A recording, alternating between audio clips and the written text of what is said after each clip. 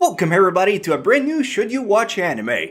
My name is Misty/Connexia and today we're talking about Plastic Memory, which is a kind of recent anime that came out in 2015. It has 13 episodes and the genre mostly focused around romance, slightly, drama, heavily, and sci-fi, mildly. So the story focused heavily on artificial intelligence, so basically androids that have almost even human emotions that are roaming in the city as helpers and caregivers and people that are just there to lend a hand when humans can't do so. It's a topic that has been aborted recently by different medium, but in this case it's really done incredibly well.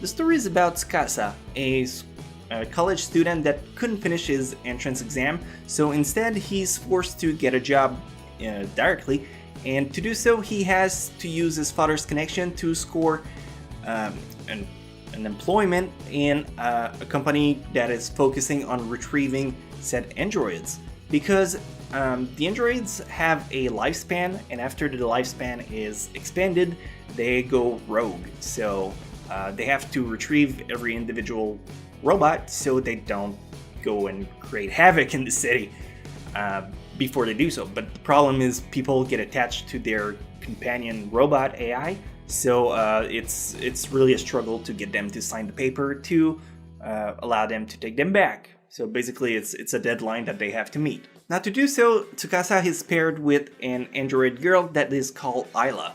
Ayla is a girl that is nearing her lifespan as well, and she has 2,000 hours left on her clock, which is about 3 months.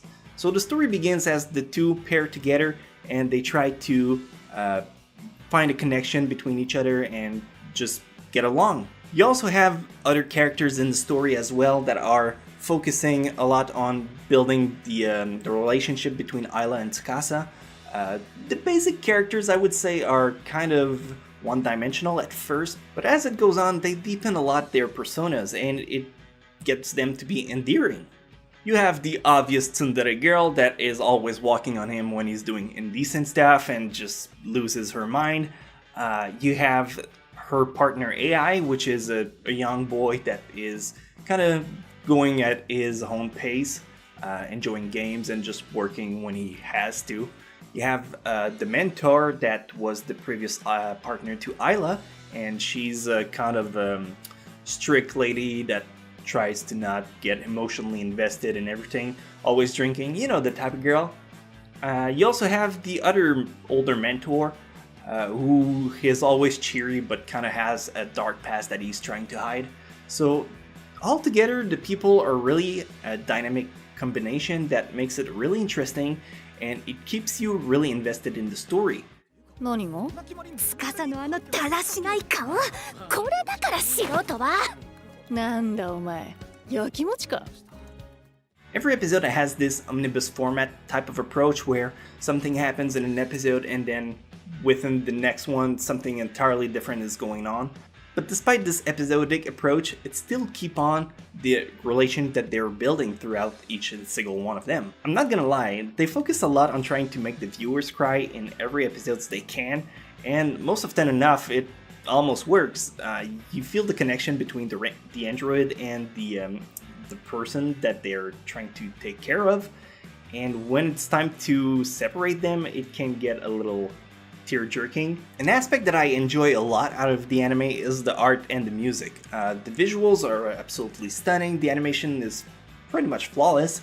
It doesn't have a lot of action, but when it does, it really is fast-paced and gets you involved in what's going on. As for the music, you have the everlasting sad theme that is going on when everything is breaking apart and stuff like that. So I think a lot of people can enjoy this for the approach and the ambience that it brings.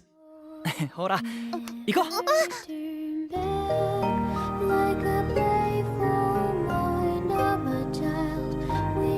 And as a lasting note, I gotta say that my favorite moment is episode 5, when one of the robot goes rogue and Tsukasa and Hyla has to deal with how they're gonna handle the situation. It is super dynamic, the characters are all intricate in their own reaction, and it really invests you into what's going to happen next. So if you think it's something that you might enjoy, you may want to give Plastic Memory a chance. I think it's one of the greatest anime that came out in 2015, and not a lot of people are talking about it. So if you want to check it out, you can go on the Viewster